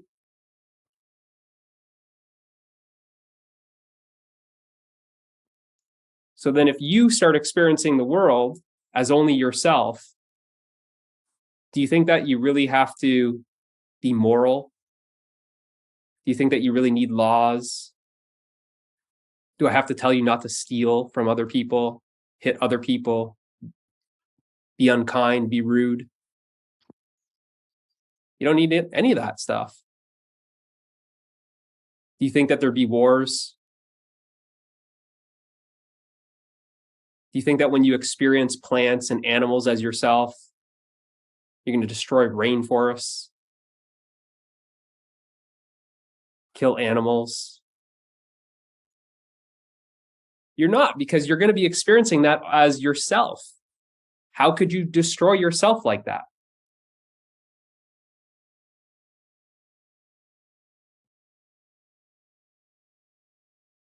That's why this one understanding, this one realization is essential.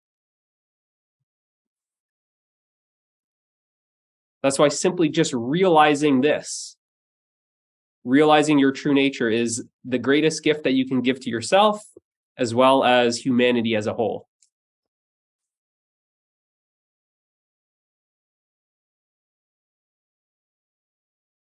And energetically, as that presence, it starts transforming things.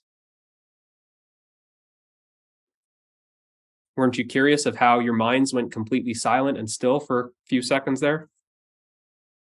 Maybe it's still pretty still now.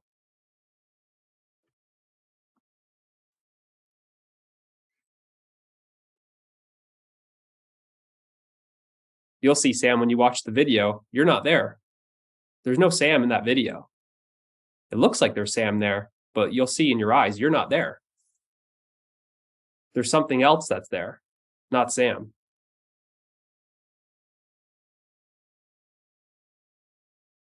Any other questions you guys have? I'm going to jump off, guys. So I got to walk the dog. Okay, cool. We'll see you guys on Monday. Okay, have a good night. See you, James. Thanks. Take care. Sam, Luke, Sahar. Good night. Any questions? Oh, okay. No, Awesome. no. Cool. Well, Sahar, so hopefully I didn't scare you off with this. Hopefully it was more of a, what do you go, like I'm lost for the word here. Like a good experience, you could say. It was a good experience, of course. Okay.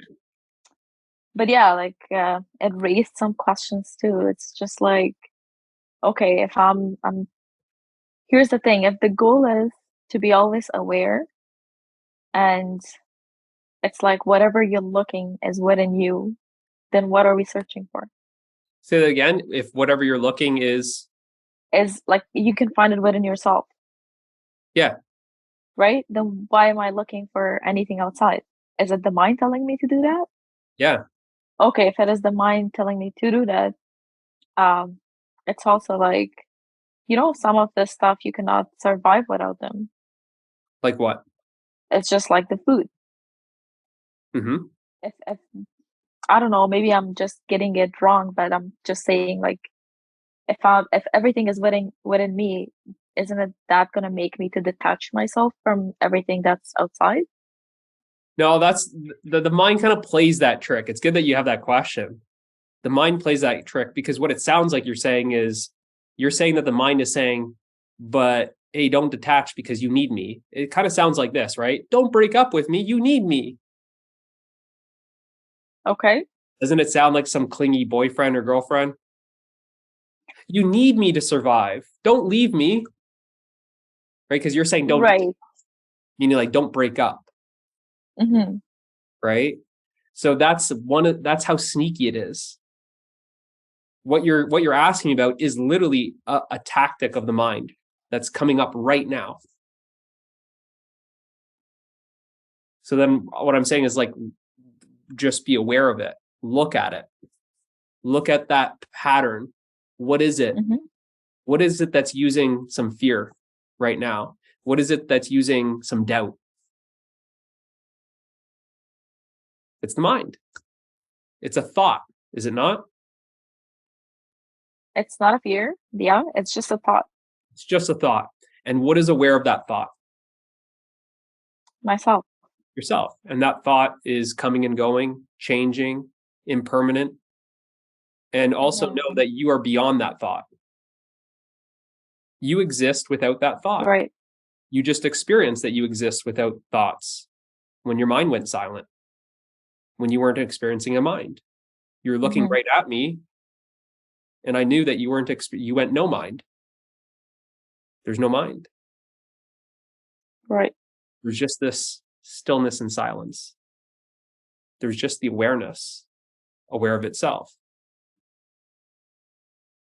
So then just simply be aware that there's this mind that kind of creeps back in that says like, come on, you need me.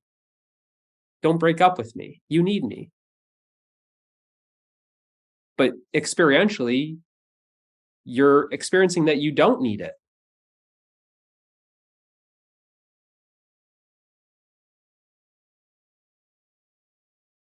And you've had two ways to confirm this, one in deep sleep and the other right now when your mind went silent, whatever, 10 minutes, 20 minutes ago. Mm-hmm. And when that starts becoming more and more of your experience, then it's obvious. It becomes self-evident. It reveals itself.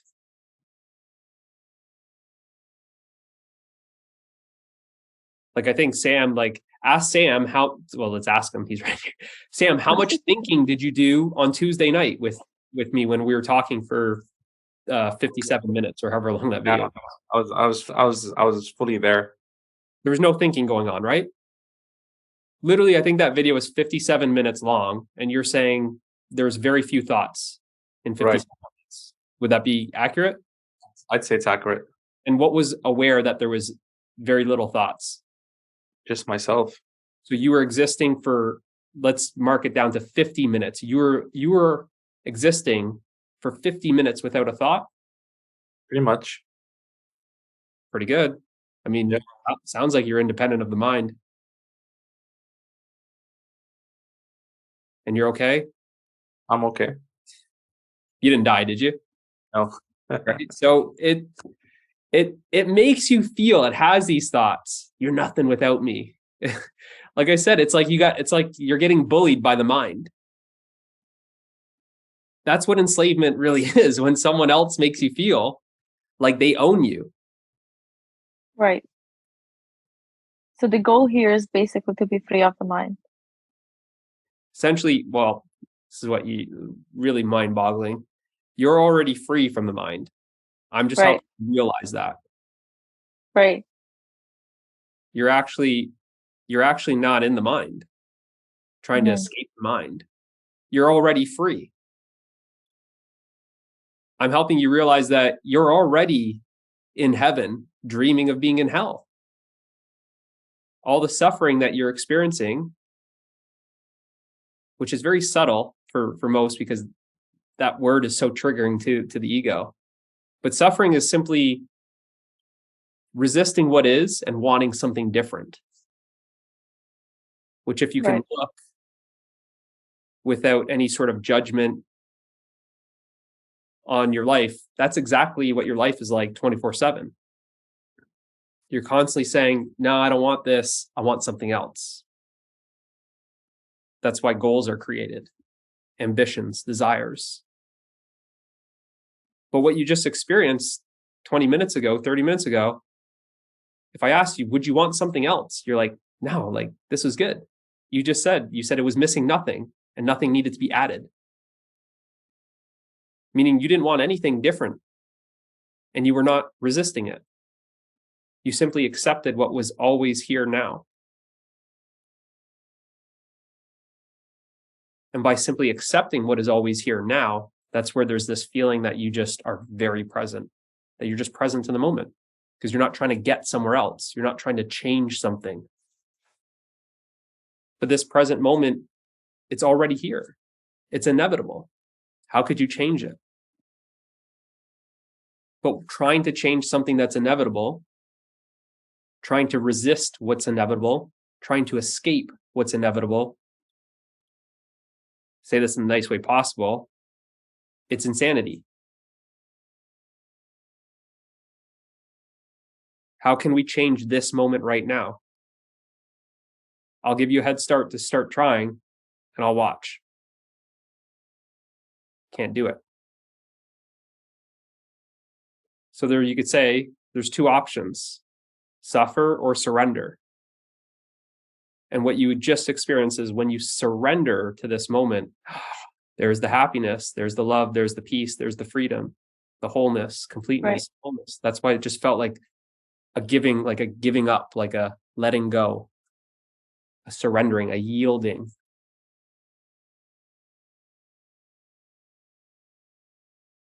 And that's always here. Every moment is an opportunity to surrender. To surrender your plans for the future, to surrender the future, to surrender trying to hold on to the past. It's just a surrendering. But what is it that's surrendering? It's that mind activity that's surrendering. That feels like it's like this treadmill. That's why everyone feels so exhausted when you listen to people. I'm tired, I'm exhausted, back to the grind, these type of things that people say. I'm too busy, my schedule's too tight. It's like there's just constantly they're identified with the activity of the mind. The activity of the mind is like this. That's why they're sitting, I'm tired. Really, the real you, it's like resting with the hands up, laid back on the couch. Because I just said, well, did you feel relaxed? Do you feel restful? And you just sensed into that. You go, yeah, I am relaxed. I am restful. You go, then wait, why am I saying that I'm tired sometimes? Why is everyone else saying that they're tired? It's that identification with the mind. So yeah, so one of the kind of tactics is the mind's like, well, you're going to be like, you won't have any goals. You won't have any ambitions. You'll just be like lazy and not want to do anything. You need me. You'll be so unproductive. It's quite the opposite. You'll actually be more effective in the world because you're not trying to attach and hold on to things. You're not holding on to a job or a relationship or looking forward to a trip or binge drinking wine. You're not doing those things because you're not thinking that that's my happiness, that's my peace, that's my love, that's my freedom. Because you already got, like, you essentially, you don't have it, you are it.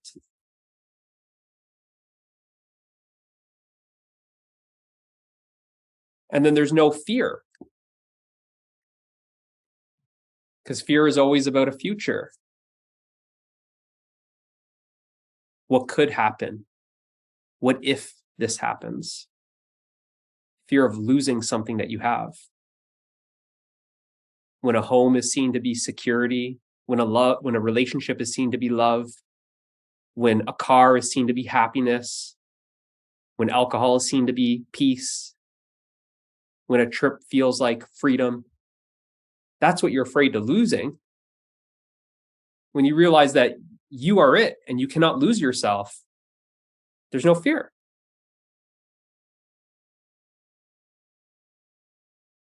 There's no fear. Okay. So then, so your question is like, oh, well, like, what about goals and what about everyday life and stuff? It's like, that still continues. And it's continued with way more efficiency and effectiveness. There's just this, like Sam experienced like on Tuesday, there's just this flow state. It's what like athletes call like the zone or the flow state. Essentially, there's always the flow state. It's always here now. It's this present moment. It's the fact that you're just leaving it. Essentially, you're imagining that you're leaving it. So, yeah, but that's good that like you showed up. I would say that half the thing, like half the effort, I guess, is showing up. You could say like half of it is, I wouldn't say you're halfway there by showing up, but it's like I said, let's put it this way. The universe wouldn't allow it unless you showed up, kind of thing. Right. Like the fact that you're here means that it's something's meant to happen.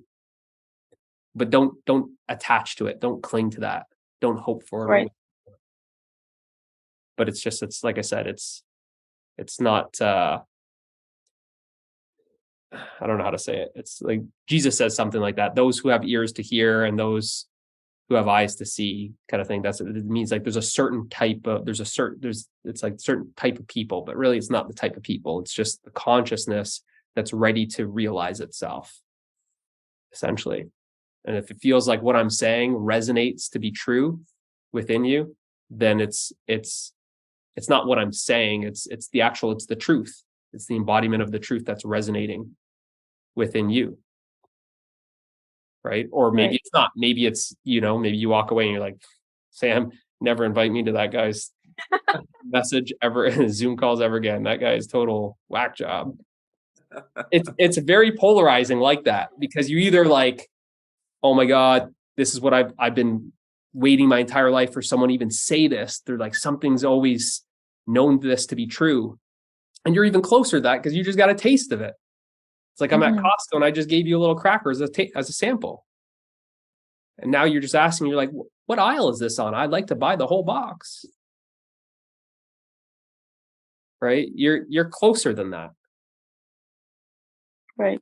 And that's what essentially it does, is like just this little experience basically lights your heart on fire. It starts off very small. If you are interested, if there's this longing in your heart, keep showing up. And then what it's like we're kind of we're like nurturing a fire. It's like we start scratching like two rocks together or something, and there's like a little coal, and we got like a nest full of like dry sticks, and we're just kind of blowing on it, nurturing it. And that fire then gets bigger and bigger and bigger. And then it becomes basically like a love affair for the truth of what you are. Mm-hmm. So much that you're saying, I would die for this truth. It just becomes like unstoppable in you. Like you got no control over it. It's just like, it just starts coming out basically. But this is just like the early stages. This is like just the start there. So it's cool. It's good. I'm happy you showed up. Okay, guys, you guys want to call it a night? I don't want to keep you here for too long. I could talk forever, but I don't know. Yeah, I'll ask Luke. I think Luke, what was that one time? No, I won't keep you any longer. I think more than 30 seconds here. Didn't I keep you on like the phone for like 6 hours or something one night? Yeah. We were just we were up so late. Like it must have been like 3 a.m. when we wrapped it. But like it's kind of like, as you guys can see here, do you guys have any sense of time really? I mean, if you're not checking your phones and stuff, don't you kind of feel like, wow, unless there's something that like has to be done? Yeah, you're right. It feels like I'm pulling you into like a black hole that's timeless.